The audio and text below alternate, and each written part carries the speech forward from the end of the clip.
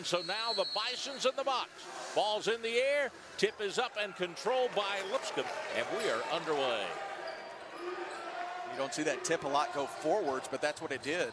Nice backdoor cut. Looked like maybe a little holding there as KJ Johnson unable to corral that one. Turnover is going to be big for Lipscomb today. They cannot afford to turn the ball over a lot. Lipscomb struggled in that area. They're averaging almost 16 a game. That's 305th in the NCAA. That is not a good place to be when you're talking about turnovers. Box moving it around, go back down low. And up off the glass, the big kid, DeSoto, goes up, the graduate from Kansas. Now that's going to be a really difficult matchup for Ognacevic. DeSouza is just a powerful. He was a five-star recruit, played at Kansas, graduate transfer. That is going to be a tough cover for Lipscomb. Ognacevic takes it way out top, then gets it to Parker Hazen. Now back out top. Over to Hazen for a three from the wing that won't go. And the rebound out to the box. We talked about D'Souza, but two of the best backcourt scoring guards that Lipscomb may face all year in Jean-Baptiste and Smith. Malachi Smith and David Jean-Baptiste are fantastic in the backcourt. We'll take a look at the Ascend Federal Credit Union starting lineup for Lipscomb. As KJ Johnson, Greg Jones, Will Pruitt, Parker Hazen, and of course, J.O. will be in there to start today as the familiar Asana Sajla once again out of the lineup today. Not dressed in street clothes for Lipscomb.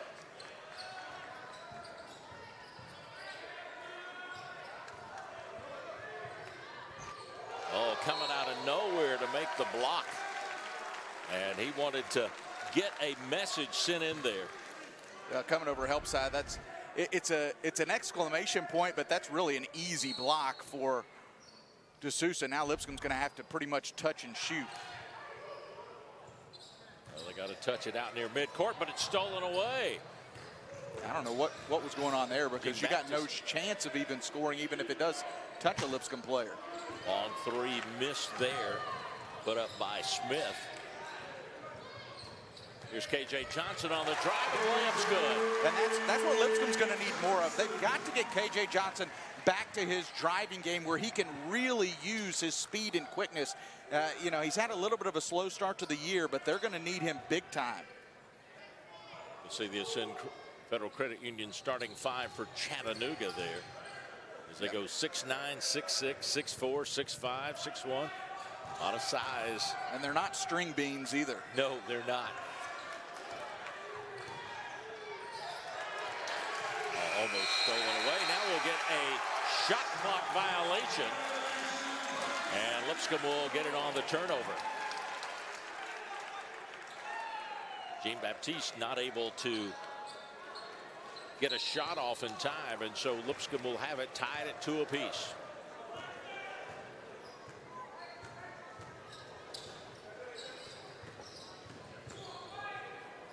For a back door, couldn't find it open.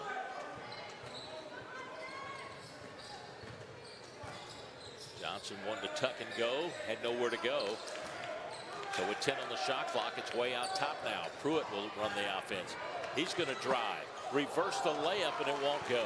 And that's where, if you can kind of find the extra player coming over. D'Souza was coming over. What a spin move that time. D'Souza coming over. So there's going to be a big man there. If Pruitt could have held off just a second and handed off, Hazen was right there, could have followed. Smith got the bucket the other end to give a 2-point lead. Here's Johnson for 3. He falls down, no foul called, and his shot is in and out.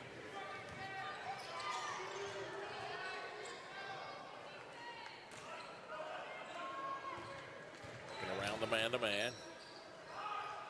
Pull up a little 17-footer, won't go, and the rebound comes down to Lipscomb on the missed shot by Jean-Baptiste. Jean-Baptiste is second all-time in Chattanooga history in made three-pointers. He's 24 made threes away from breaking the all-time record.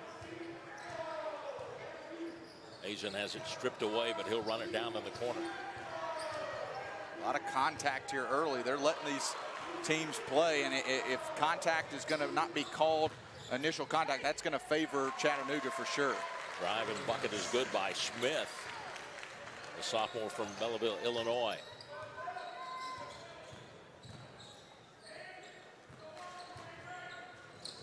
Stripped away to Dayton and beat Dayton by 20 points on their home court.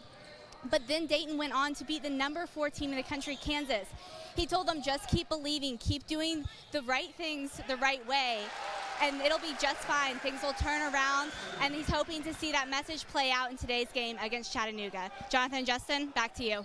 Well, they're going to keep playing on, Erica, and part of us with a guy that took his red shirt off on Thursday night, and he goes up and gets his first bucket here in Allen Arena, Justin. Yeah, and nice move that time.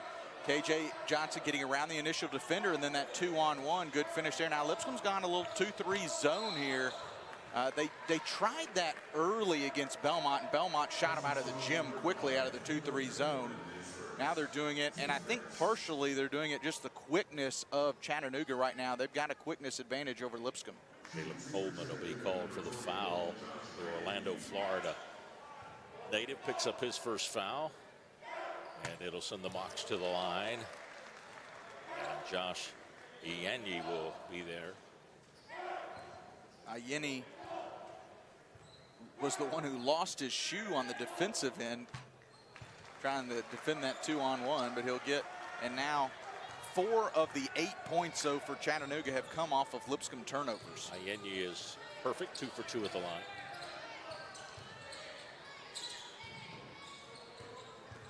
Johnson feeds it right back for a 3 that won't go for the big kid. It's a good look. That's a good look. Grant Asman that time, unable to get that, but a good look. Asman has a nice 3-point shot, but that one just wouldn't go for it. Nice rebounding by the Mocs. He'll kick it out for a 3, and it's good. Jean Batiste. And that happens. You get an offensive rebound kick out. Everybody's scrambling. Nobody picks up. Chattanooga out on top 11-4. And right now the defense, perimeter defense, pushed so far out. Lipscomb having trouble getting any shooters open. They had this trouble Thursday night. They've got to try to get their shooting guards open as Johnson misses on the drive, but tips it out. Lipscomb keeps it alive. Greg Jones, I don't know how he scored it. He's on the deck, but he flipped that one kind of backwards and it went in. And that's what Lipscomb's going to have to do. When you don't have the big man inside to take up positioning, the defense is going to suck outside of the 3-point line. So you've got to be able to beat a defense off the dribble. And we saw KJ Johnson doing it. We got to see Greg Jones do it some more.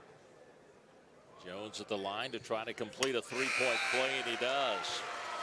Brings the Bisons back to within 4 as A.J. Caldwell will check into the lineup, the Saratoga, Florida redshirt junior for the Mocs. Lipscomb sticking with the 2-3 zone here.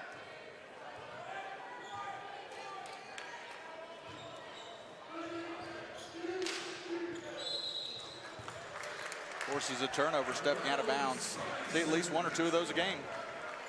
Yeah, they just, it's just like they need little radars on their shoes to let them know they're getting close to that sideline. KJ Johnson sort of running the point right now for Lipscomb. Coleman off the dribble.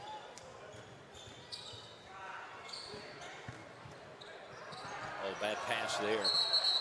And then a travel could be called on Jean Batiste, and so it's going to be turnover back-to-back for both teams. That was fortunate there, because Asman, and you're going to see this you're going to see this from the freshman. I mean, he's not only a freshman, this is just his 2nd game, and we're already 8 games into the season. Asman up top with it. He's open. He'll shoot the long 3. Got a lot of iron, but couldn't get it to drop in. Still a good shot. He needs to keep shooting those, because he's going to get more and more comfortable in game action with that 3-point shot. He's got one of the best strokes on this Lipscomb team. He's got to keep his confidence going even when he misses those. He's on the floor with Coleman. And ready to check in the other 2 big men for Lipscomb. Shot clock down to 5. Baptiste can pull it from there. Go to the wing for a left left-handed pull that's no good, and it'll be a shot clock violation because Casey Hankton missed everything. That's the second one Lipscomb's defense has forced. It's impressive.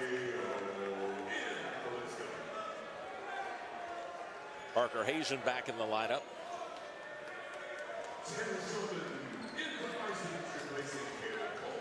Nosovic also back in. And you also got Tanner Schulman, who ironically his dad was former Chattanooga coach. He was, now the coach at Alabama Huntsman.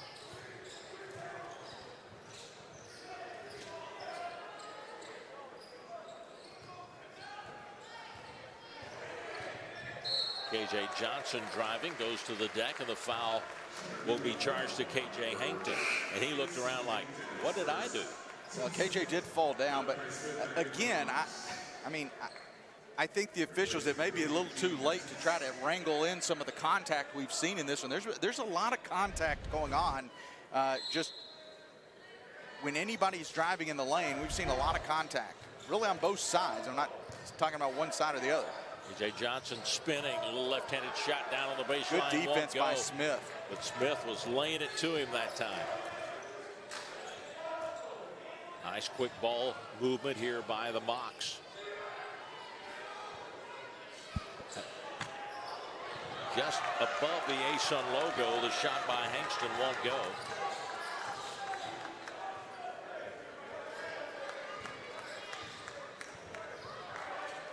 Timeout in the second half. Chattanooga then went on a 20-4 run, and they took command and won that one going away in Cookeville.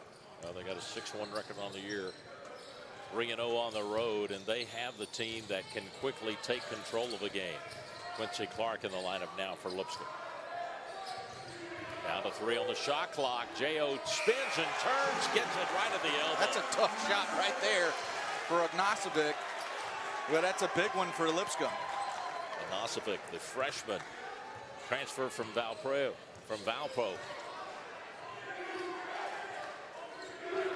Lipscomb's gone back to man-to-man after the timeout. I think that's going to be one of their things they're going to try to do, and that's just going to be to mix up the defense. A nice rebounding, going to be a jump ball there after the missed shot by DeSosa was trying to use his quickness there on that spin, but a little out of control. DeSosa's got quickness, he's got size. 6'9", 250. Averaging just under 13 points a game. They do an inbounds to him. He didn't lean over to try to stuff it. He just got up in the air and put it off the square and put it right into the bucket for the 2. Well, he's third on the team in scoring, but as I mentioned, the last 4 games, he's averaged almost 17 points a game, and this is the type of game he could really feast, especially with Asajala not playing for Lipscomb with the injury. You would like to have seen him and Asajala go head-to-head. As Tommy Murr is going to be fouled, missed on the shot, but he'll get to go to the line here with 10:35 to play.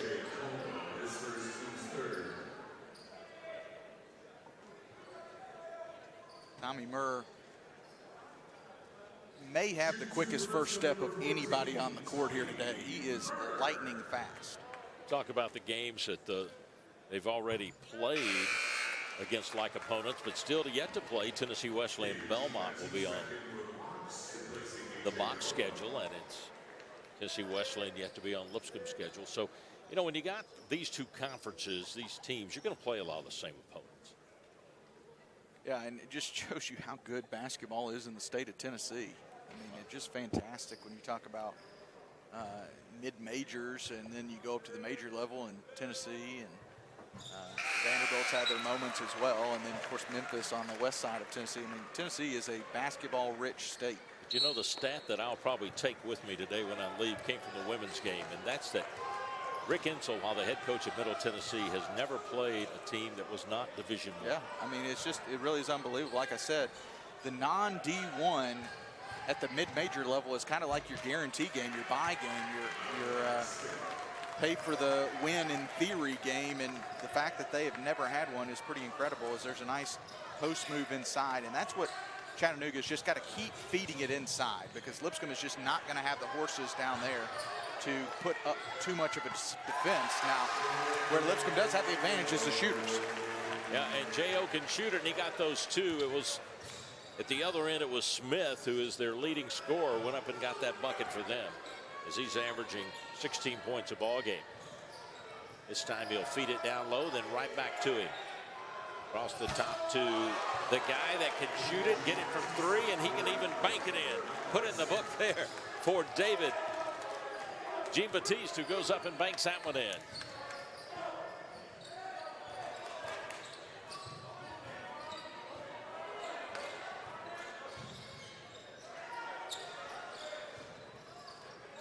Six-point leap on the Mocs. Wow. Off balance there. He was, and that's the second one he's had smacked away. And you know that DeSoto is just trying to establish his presence down low lane. No, you're not going to challenge me here on the block. He slapped that one away like it was a fly. He had his fly swatter out for that one. Mocs with a 6-point lead, attacking the Bison zone. Got a reach-in foul that will be called against Parker Hazen. And that's tough. 4 seconds on a shot clock when you have that. Here's the block. Off balance. Ognacevic was off balance for sure, but DeSoto said, I don't think so. Not on a Sunday afternoon. Yep. Got way above. Now we got another big player coming in, Avery Diggs, who's 6'10" from Brandon, Florida, will check in for the Mocs.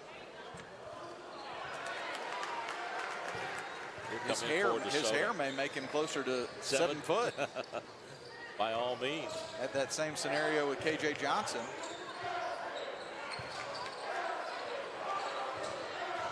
Ball loose. Another turnover against Lipscomb. Oh, and then at the other end, the Mocs can't hold on to it too. That ball slid right through the fingertips of Walker. It must be that new orange basketball. It's just slick, a little slicker. Well, right now, the biggest stat to me, Lipscomb 0 for 4 from downtown. It's not necessarily that they've missed them. It's just that just 4 attempts have been given up by Chattanooga.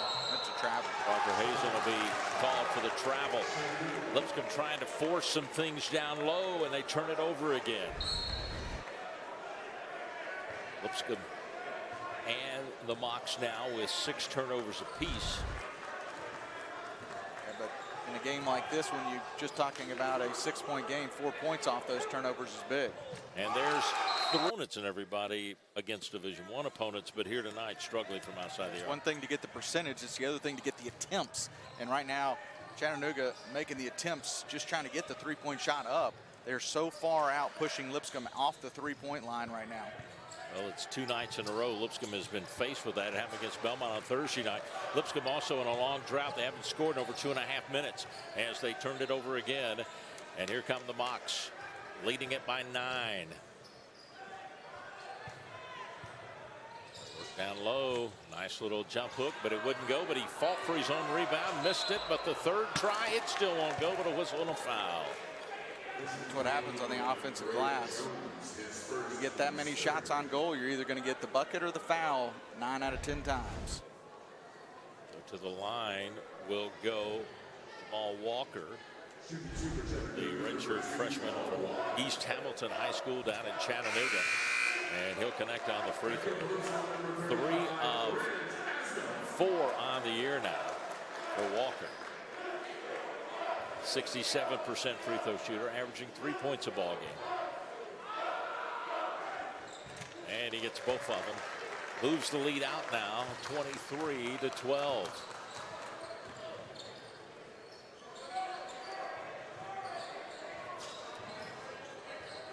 This lead at 11. Again, Lipscomb having trouble finding the open shot from outside the arc. And this defense is just suffocating right now by Chattanooga. There's a lot of glue being stuck out there as the shot clock was winding down. The turnaround shot was missed by KJ Johnson. Now approaching 3.5 minutes without a bucket. This is what they can do. I mean, this is, you're talking about scoring defenses, and that one just kind of muscles his way in that time by Malachi Smith. But when you're talking about top 25, number 12th in the country, number 12th in the country in scoring defense, you know they've got a suffocating defense. Malachi Smith, leading scorer, just got in double figures with 11. And there'll be a foul down low. As staying with it and battling down there. And Asman, he was down there, Justin, and he just stuck with it. He stayed with it, didn't give up with it. It's going to be, you know, this Chattanooga team, boxing metaphor, they kind of punched you in the mouth. What's going to be your response now? And Asman that time trying to give a little bit of a punch back there, just using a little bit of his physicality down low. Missed on the free throw. He's trying to snap a nearly 4-minute scoring drought for Lipscomb. This has been one of the things that has hurt the Bisons, is when they have these long scoring droughts. Over the last 4-12, it's been a 12-2 run, and Lipscomb misses on both the free throws, so the drought continues. 12-2 run by the Mocs, and they lead it 25-12. So it's been turning the ball over. As we said, they're up to 7 turnovers. DeSosa from Kansas, Avery Diggs from UCF, and then Tata Strickland from Southwest Mississippi. You talk about transfer central, you can change your roster quickly now with the new transfer rules.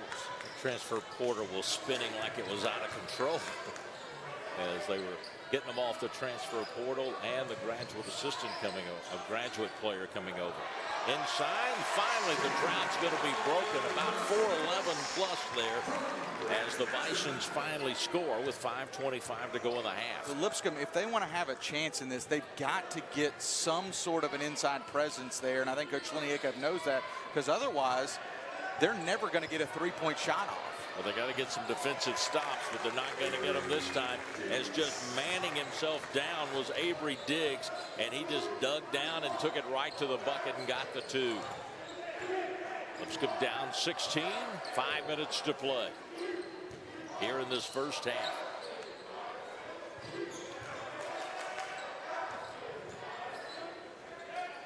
You see the impact, though, as they go inside, and this time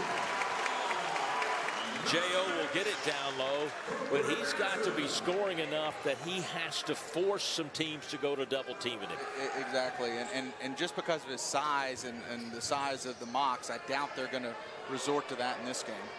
I doubt it too. Smith on the wing with it for the Mocs. Goes across for a 3 on the way. This one won't go. Missed there by Walker. The Mocs, 14-point lead. Lipscomb will try to eat into it. Oh, should have been a travel there. Probably at last. Pivot foot was dragging. But he got by with it, but he missed on the shot. Smith, couple dribbles, pull back, 3 won't go. And Asman there to get the rebound. And this is, you get the stop on the one end, you've got to score on the other end if you're Lipscomb. Lay up a little bit too hard. Lipscomb not able to score. Both teams got players ready to check in at the first break. Jean-Baptiste, he can stop and pull up a 3 from there. But instead he works it down to the baseline and gets to him, and then we'll have stats and highlights. Look ahead to the second half, all coming up on the Elite Sports Medicine halftime report. That comes your way with about 3 minutes and 15 seconds of playing time, as Jones for 3, no good. Lipscomb is yet to draw from outside the arc. That was a great set play out of the timeout. They got what they wanted. Lipscomb's going to get those looks. They got to keep that ball moving, and that's what they did on that possession. Just couldn't finish. And you're going to come back against this good of a defensive team in Chattanooga. You got to get some of those shots to fall.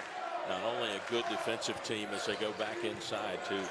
Soto, who's inside and worked around, but he missed on the turnaround after he cleaned out Parker Hazen. Soto not able to score, and Lipscomb get the ball. But I was getting ready to say, I've been impressed with the Mocs' ball movement, their outside shooting, and the way they can feed inside and what they can do. They just really have a well-balanced offensive attack. Lipscomb's got to find a way to get open for some threes, and then they've got to hit them. And a lot of that comes with quick ball movement. Here's Coleman on the drive. Shot won't go. He'll be fouled. And you got what Chattanooga is doing is, because their defense so pressurized, your decision making is being sped up. Yep. And so you've either got to be ready. You've got to know, are you passing, are you dribbling, or shooting? And you're doing it in half the time you're used to doing that in. And that was a really good job by Caleb Coleman, who knew as soon as he got it what he was doing, and that was going to the rim. Now, Lipscomb struggled around the rim, too. You know, they're being able to, like you said, every once in a while you need some shot fakes. You need a couple of things to try to work yourself inside. But Lipscomb gets a couple of points out of it as Coleman will score. I mean, I think the key here for Lipscomb, try to see if you can find a way to get this under 10 going into halftime. Well, they got 2:22 to see what they can do about that, trailing 32-18. Oh, me, oh, my. I want to see the replay of that. Finally, points will go for the Mocs, but that was some kind of up above the rim play. Did you see? I don't know how to describe it. Unbelievable block by Parker Hazen, and a little juice in the crowd after that. DeSosa still able to get the points. Parker Hazen went up over his back. Watch this. He's going to go up and get it, take it away, but then he got the garbage and scored on. That was some kind of play. Tommy Murph. That one hit the. I think that hit the rim. I don't know how that's goaltending. We'll see if we see a replay on that later, but instead it's a 3 in the book. Put it there for Caldwell as the points go to the Mocs. 5 straight points for them. Into the corner, Tommy Murph for 3. Going to be long, and the rebound comes out to DeSoto. So here comes the Mocs trying to get the fans into this one, but the Mocs kept control and countered with it. Another 3 on the way. In and out, no good. This time by Jean-Baptiste. And Lipscomb has the ball, trailing 37-18. Lipscomb, when they get past that first defender, then it's just like running into a brick wall with DeSosa down there.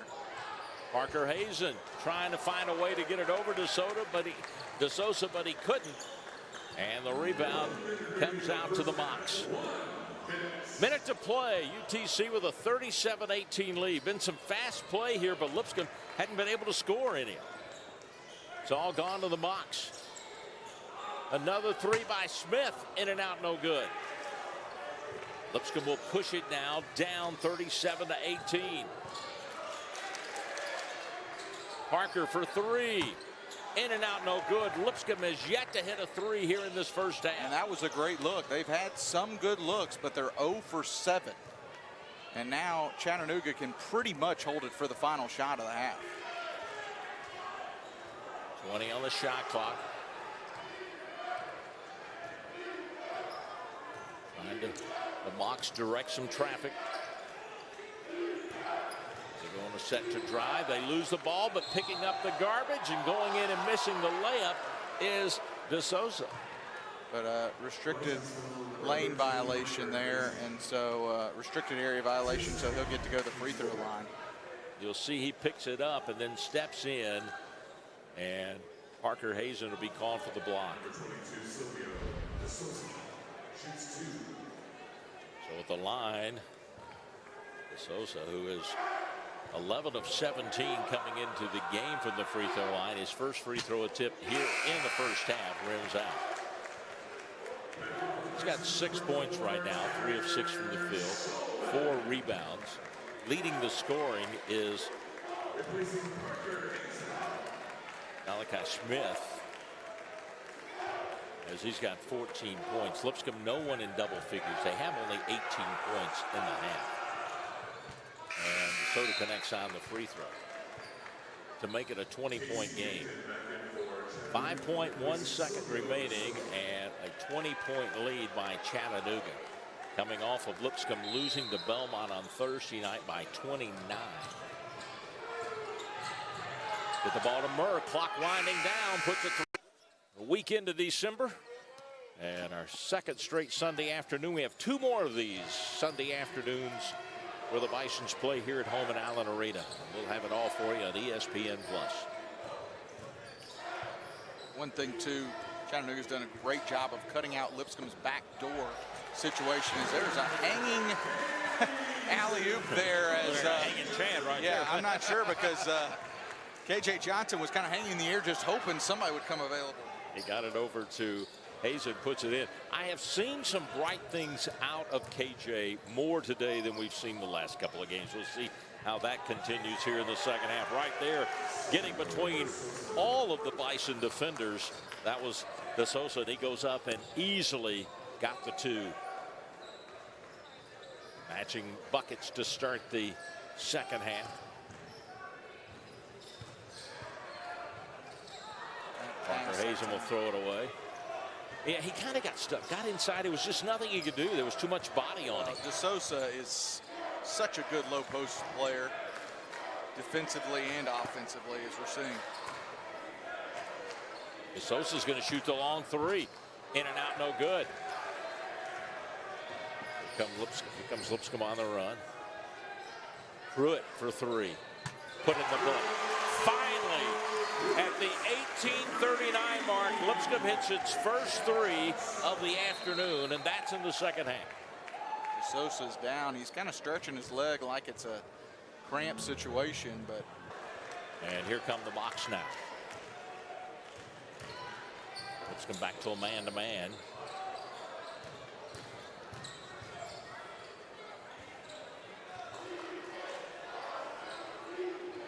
Baseline shot going to be too hard, and I believe they'll get KJ Johnson on the back, will they not? Nope. I think they're actually going to get Parker Hazen.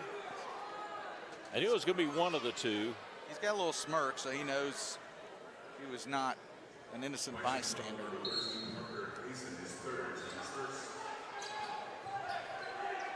You know, it's almost like in football, certain things lean certain ways, and offensive linemen know that they're going to get caught with a hold or whatever. There's a nice tip in right there by Banks, Darius Banks, averaging just under 10 points a ball game.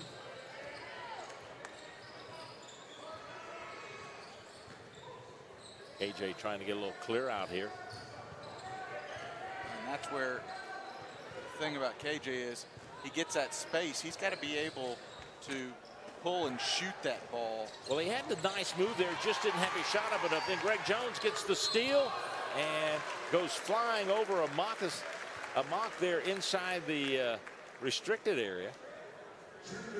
And so there'll be the blocking foul whistled against Banks.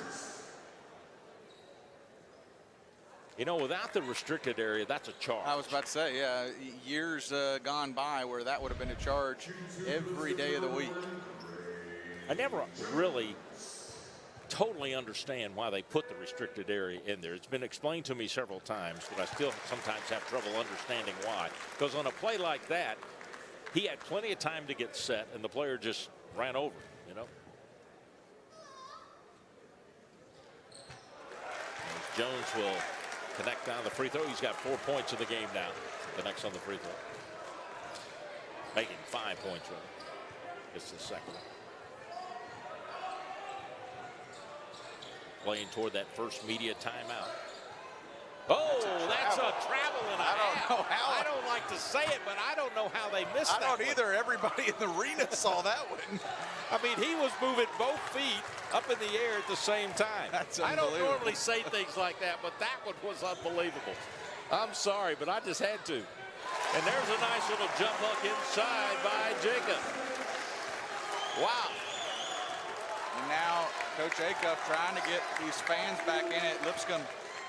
You just got to keep the defensive pressure. Make your defense get you going offensively. They cut it to 15. Here's a long three to help them out. It doesn't go for the Mocs, and Lipscomb has the rebound. KJ Johnson will bring it across the timeline. Milosevic, he's going to spin, go into the paint, put up the shot. It'll go. He's fouled. It's a chance for a three-point play for the big kid who transferred from Valpro. And just like that, DeSosa going to come back off the bench. Good sign for Chattanooga that he seems to be okay. He's going to come back in, the rim protector for the Mocs. And they miss him when he's not out on the floor.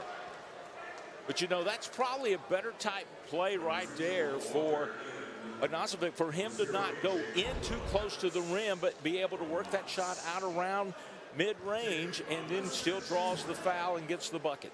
He's got great touch. And he gets the free throw to drop 2. And Lipscomb, after trailing by 20 at halftime, trail now by only 12, but the Mocs have the ball with 16:20 to play. Baseline drive, shot is short, tipped around, battle for the rebound. Will Pruitt fights for it, he couldn't get to it, and a nice save by the Mocs. Scramble now, Lipscomb's got to make sure they get coverage. Into the paint, the drop off and the reverse won't go. Parker Hazen comes out with a rebound. A couple of dead-end shots just didn't fall for the Mocs. They were right around the rim with it. I don't know how they didn't get them. Jacob O with a fake, goes up. And his second free throw, he's got 15, and they did win it by 10. As Erica said, Justin, you said it. Each time out, try to win it. They knocked 10 off that lead. Yeah, 12-2 run over the last 252, 9-0 last run. Now, Chattanooga, okay, you get blitzed a little out of that first time out. Now you just got to settle in a little bit. Chattanooga still tons of good work they did in that first half. Now they just got to get back to what they were doing so well in that first half. And to me, pound it inside. Get the ball inside. Shot clock was winding down. They miss on the 3. Lipscomb's got the rebound. Chance to get it inside to single digits. We'll see what they can do. And they'll draw another foul on DeSosa's second one. As he reached over the back of Parker Hazen. He's going to bring in Diggs, and I thought Diggs had a pretty good first half. His size, he's not as athletic as DeSosa, but his size a little more bothersome down low. And then when he got it on the offensive end, there was just nobody for Lipscomb that could really guard him. He's an inch taller and 5 pounds larger than DeSosa, and he's in there now to play down low.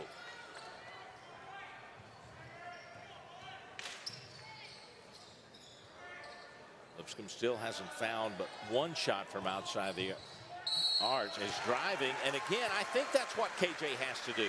He doesn't score every time, but he draws foul. Now he goes to the free throw line, he's got to connect, but he's making them collapse on him. Now, if he can pitch out, find the open man for the 3. Well, again, and Lipscomb's having to adjust somewhat on the fly, given the fact that, you know, everything was revolving around Asana Sajula, and now with him out with an injury, Lipscomb's game plan, and it's going to take a little bit to adjust from that, from having a guy in there that you could just toss it in there, let him go to work, to now having to be a little more creative on the offensive end. After being down by 20 at halftime, Lipscomb has cut the lead to 8 with 14:46 to play here in this ball game, as the Mocs will attack at the other end.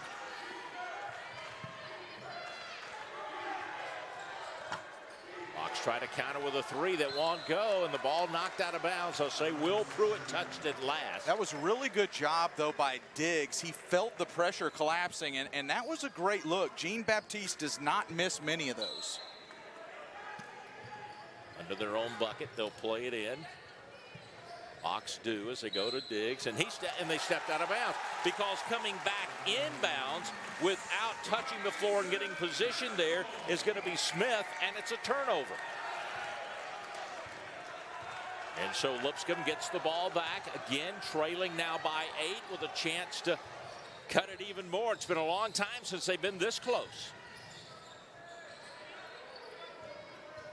Johnson sees a gap, drives, puts up the shot. It's good. He draws the foul, has a chance for a 3-point play. KJ Johnson now with 6 points. Well, that's what he's got to do. He's got to use his, it's not just his speed, it's his quickness. The quickness, that first step where he blows past the defender, and then able to keep the ball away from Diggs from just blocking that to get the and one. Back in the lineup will come Hankton out of Charlotte, North Carolina, the 6'7" junior. As Johnson to the line. He's a 70% right at it free throw shooter, but he missed on that one. And Lipscomb back to defense, trailing the Mocs by 8. Or by six, rather. Can't count, can I? We've had a lot of numbers jumping back and forth today.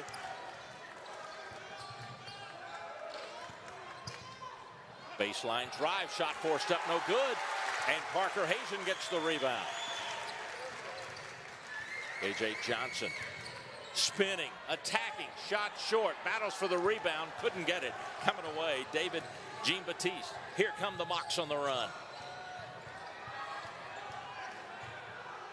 Turnaround off the glass is good there by Smith. Good no call, too. That's Pruitt was trying to draw the charge there. That was a good no call by the officials. That's just the 6th point this half, though, for Chattanooga. Well, their first field goal in quite a while. They'd had a long drought, as now we're going to have a push. The bucket won't count. They've only hit one of their last 9 field goals. But here's the big deal. Look at the foul. 7-1. Now it's 1-1 the rest of the way for Lipscomb. And usually you see the foul disparity. It's going to start catching up. I can guarantee you that. But these have been legitimate fouls called because of the way Lipscomb's been working on the offensive end. They've been outworking Chattanooga on the offensive end. That foul on Walker. And Pruitt gets the first free throw. As Jean-Baptiste will check out, and back in will be Banks for Chattanooga. Chattanooga led at 38-18 at halftime. They have been outscored 19-6. Make it. Nope, can't make it. But the rebound fault for Lipscomb, out to Pruitt for 3. A 4-point play for Pruitt, and Lipscomb with a 4-point play.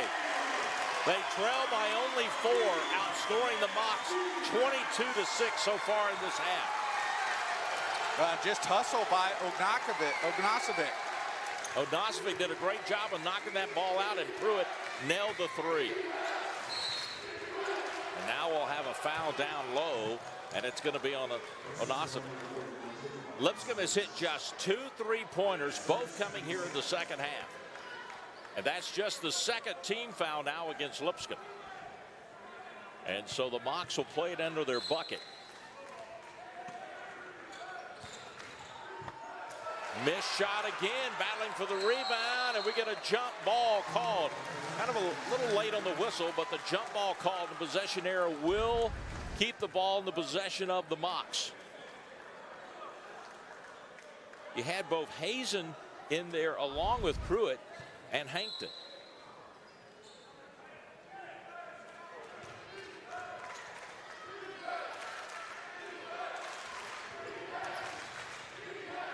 Here's a 3 on the way. Put in the book, good. That's a big one. Points of the game, big 3, and good timeout, I think, by Chattanooga to try to slow down the momentum. Parker Hazen. Oh, they just rimmed around and wouldn't drop. Nice play there. Nice move. Yeah, he was using his quickness against Diggs, which he has. Now Diggs will go on the other end. A lot more size. This is an important possession, I think, for Chattanooga here, trying to reassert some of their offensive dominance they have. Here's a wide open 3 for the Mocs. It rolls off no good, but a big rebound by Avery Diggs. He goes up and gets the bucket. It's back out to a 9-point game as we're under 12 here in Nashville. Just the size, the sheer size of Diggs. Like I said, when DeSosa went out, I didn't think it was the worst thing in the world to bring Diggs in because he's been effective with that size. Dropping it below 10 on the shot clock and a reach. Hey, thanks to the crew. They have to work double duty doing these double headers on Sunday. We appreciate everything they do behind the camera and behind the buttons and keeping all the controls straight and doing a great job putting together our games. And thanks to Erica and all of her work in the planning and pulling it all together as the Bisons, after the timeout, get 2 free throws from Greg Jones. He's an 87% free throw shooter. Jones with a perfect 5 of 5 at the line today and 7 points for the Bisons. Going to that 2-3 zone. They showed it some in the first half. Now the Mocs have gone to a double big in this one. They brought both the big guys in after the timeout. They get the layup there to get the 2 points back. And they lead it by 9. Now they're going to go 1-3-1 zone with the big guys. I like this move. A little gamesmanship going on between the two. Greg Jones for 3, way off the mark. Rebound will come out to Banks. They're going to have both Diggs and DeSosa down on the low blocks. Popping up to the top of the key.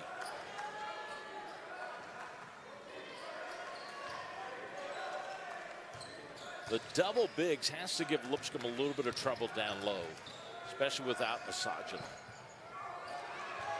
But battling for the rebound and coming out with it's Parker Hazen. They got some length out there right now for the Mocs, and they stretch it out with this 1-3-1. And you're going to have room in the corners. We saw it last time. This is where you got to knock down the shots. And there it is, put in the book for Greg Jones. And Lipscomb back to within 6 with 10:20 to play. I know they're wanting to mix it up, but I think Chattanooga, you don't want to get Lipscomb fired up from 3. You don't want to get that engine started. So I think they're better off going with their tough man-to-man.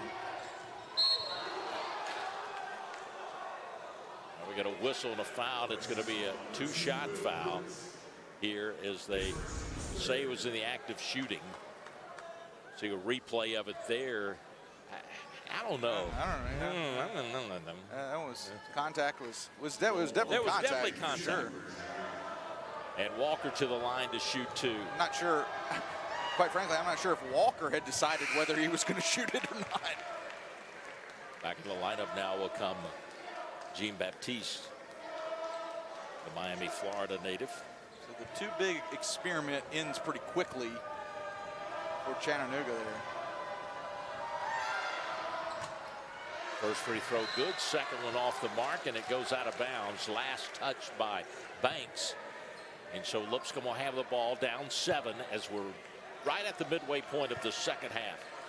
Well, it's been a pretty fast-paced first 10 minutes of the second half. And Lipscomb cut into a 20-point lead and brought it down to 7 with the ball. Yeah, and they've gone out of that zone they were in. Not a great pass there. KJ Johnson turns it over on the pass. Spinning move is good. Bucket up and good by Smith. That's what happens with a live ball turnover against a team that's as good scoring as Chattanooga is. Now back to 9. Smith, leading scorer for the Mocs, now has 20 points above his average of 16. Reverse layup by Pruitt is good. And so Pruitt now with 9 points for Lipscomb. Again, you have to think here, you know, the clock becomes a factor a little bit, but you got to make sure you're doing it right, not taking too much time for both of these teams. Here's Jean Baptiste for 3. You know he is going to light it up when he can, and he was open for that one, and he puts it in the book for the 3. Back to a 10-point game.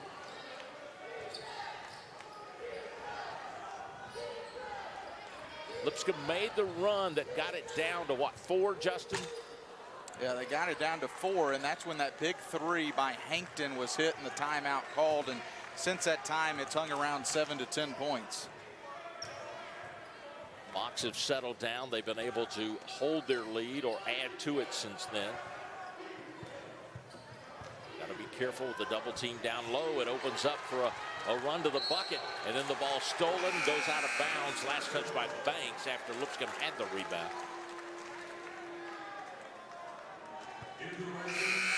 Lipscomb will bring Tommy Murr in now.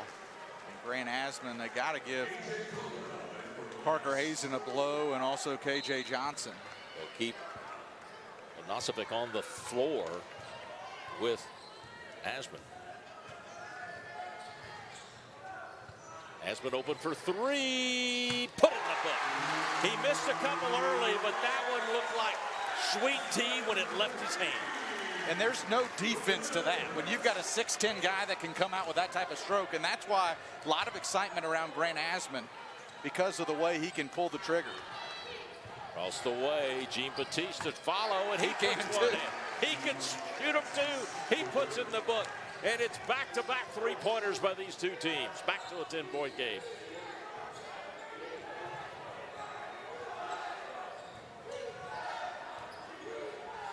Shot clock down to 15. Pruitt double team, gets it off to Asman again for 3. Couldn't roll this one in. It shot across the rim, and Coach Acuff knew that was going to be a big 3 if he could have dropped that one. Oh, the shortest shot, but the rebound to follow. Both ends of the court, and I think at least through the first 13 minutes, we've seen Lipscomb be tougher on both ends of the court. Sosa gets both free throws, back to a 10-point, make it a 12-point game now. As the shot blocked away again, and the Mocs trying to open it up once again here. They'll go back down low to their big guy. Well, they kick it out to Jean-Baptiste for 3, and it's a 15-point game. That's how quick the Mocs can turn something around. That's how quick Jean-Baptiste can do it. I mean, he is 5 of 8 now from downtown. Mentioned he's 24 threes coming in away from the all-time record at Chattanooga. He's now climbing closer and closer to that mark. Greg Jones forces one up, won't go, but he draws the foul. You know, we were talking about Lipscomb being a full ASUN member for 18 years, and they transitioned to the NCAA beginning in the fall of '99 into 2000, and then made the move from the NAIA. Lipscomb is also in its 91st season of basketball, and I want to set the record straight. I was not there when it began 91 years ago, just so you'll not think I was.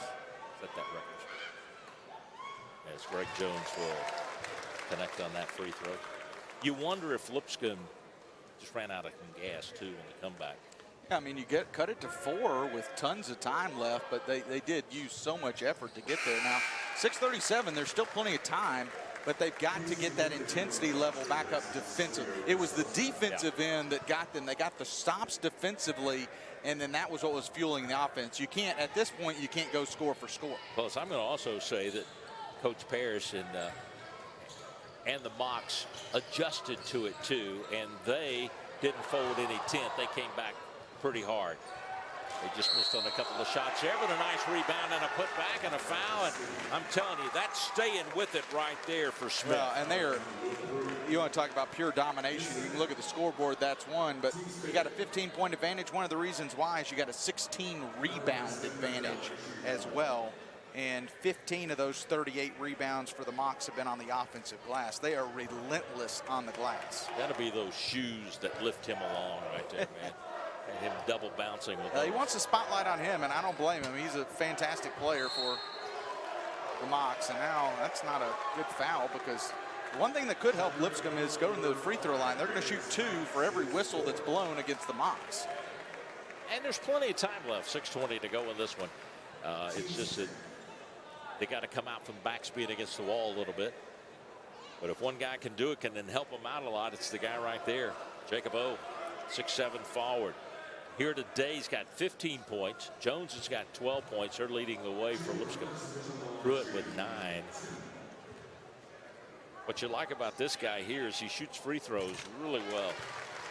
89% free throw shooter coming into today. Already 42 of 47 on the season before today. And right now he's 4 for 4 as he gets ready to shoot another one.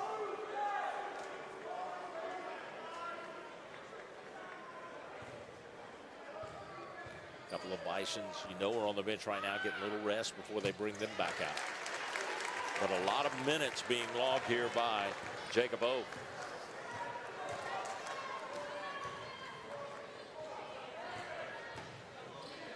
Down to a 7-point game.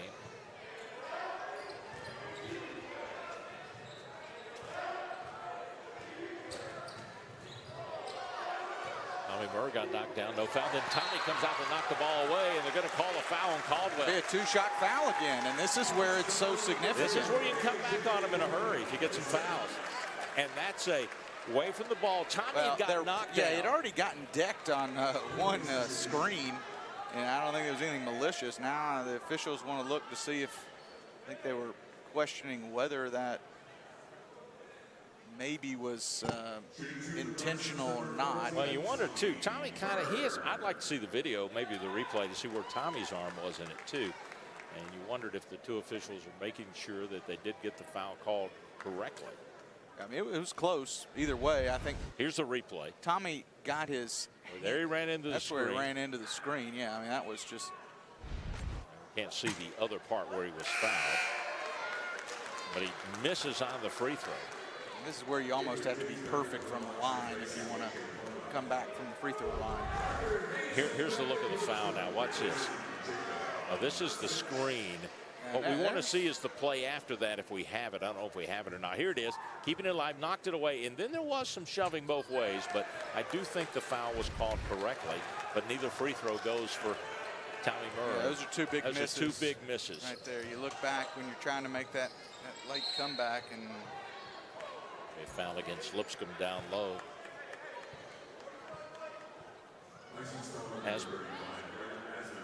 Asman's going to be whistled for the foul. Grant Asman, the center freshman who had his redshirt year taken away or taken off. They took the shirt off of him on Thursday after they learned that Assam would probably miss several games here. Needed to get that extra player, and so they've been holding the weight to do that. And the ball goes off of the Mocs out of bounds. Talked about the fly swatter on the dunk. I could use one over here. We got a real fly right here. Real fly flying around over here. I don't know. Seems like every game we get one. I don't know why. Still time for Lipscomb, but you got to make every offensive possession count. Yeah, every possession's very important. Murr spinning and turning into the paint. His shot is short, but he's going to head back to the free throw line. Missed two just a moment ago. See what he can tighten it up this time. Watch the spin, Justin. Yeah, and he probably got away with the travel, but he got away with it. That's not the only one that's been. We've seen a few missed traveling violations. After missing two free throws a moment ago, he gets that one.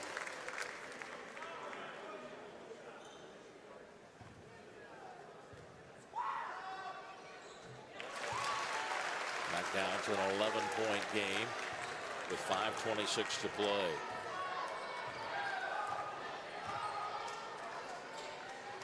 They're going to get J.O. and K.J. back into the lineup.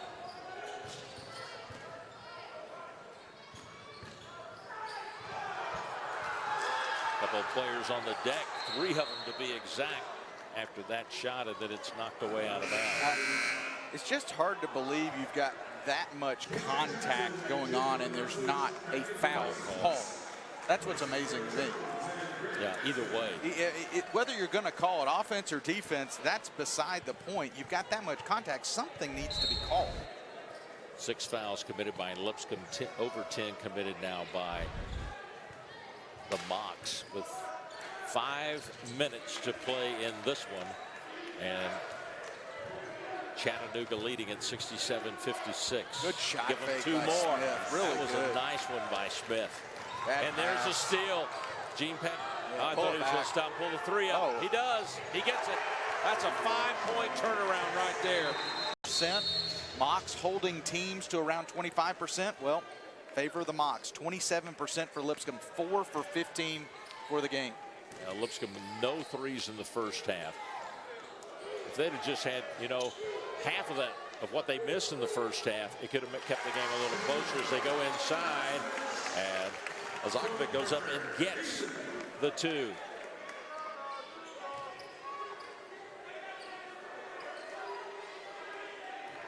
Gene Baptiste. Baptiste thought about it, then passes over in the corner. Now, are we going to get a charge or are we going to get a blocking foul? I think it's going to be a charge. I think it's going to be called against Smith. He baited him into that one because there was not. That was Smith. KJ kind of baited him into that one, I think. The charging foul on Malachi Smith. 14-point lead, 58-72, 4:05 to play. Mocs out on top. You got to cash in on this possession if you're Lipscomb.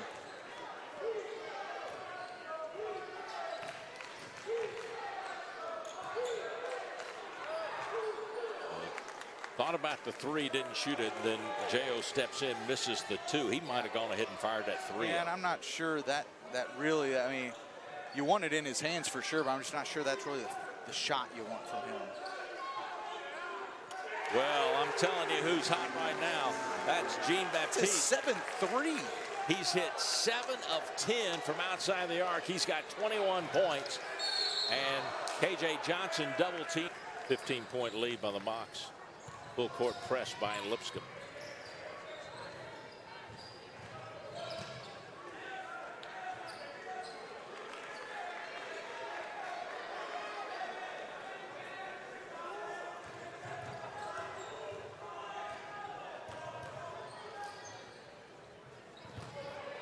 8 on the shot clock, and nice little left-hander off the glass there for Avery Diggs.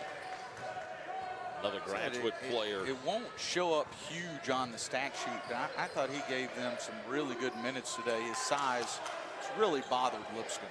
I think it did a lot as Pruitt misses a reverse layup. He will get his own rebound. Out to Jones for 3. Won't go, and the rebound comes out to Jean-Baptiste. Give credit 17-point lead. Give credit to Chattanooga. After Lipscomb cut this to 4, they really responded, and you know, they cut it to 4 with momentum, and then that big 3 by Hankton, his only points of the game. I think that was kind of the shot that sort of just kind of got Chattanooga going again. Loose on the deck, picked back up by Chattanooga, and finally going to be tipped in there by Diggs. And it's back to a 19-point game. They led by 20 at halftime, as it's missed by KJ, but the follow by J.O. is going to make it good. The point differential has been about the same with the rebound differential as well. It's a 20 rebound differential right now in favor of Chattanooga. Well, you got to, you know, if you're looking at some positives for Lipscomb, you look at that first 6 to 7 minutes out of the block in the second half. They really got the going. first 2 media timeouts. They dominated the first 2 media timeouts. Bucket will go, and a foul will be called against Lipscomb. And you talk about the player, though. This has been the player, Jean-Baptiste. 7 for 10 from downtown, and he's got a chance to make it 24 if he connects on this. Every scoring play of his was a 3-point scoring play. He is tied Malachi Smith. Both of them with 24 now. And Lincoln Smith with 24 and Batiste with 24.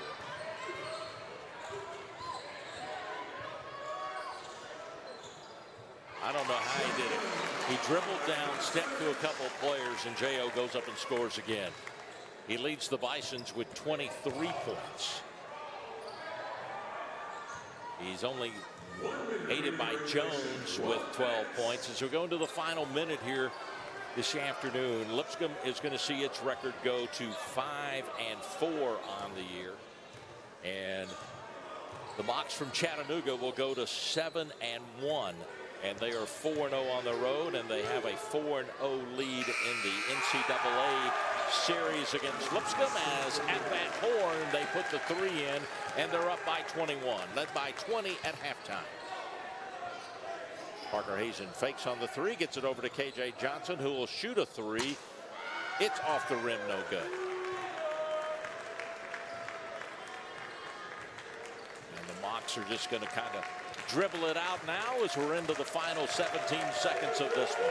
Well, we didn't know what to expect. Lipscomb took a pretty good spanking from Belmont on Thursday night, playing without Asad Asajla, one of the best big men in the country at this level, and he's out. Misses now his 3rd straight game, and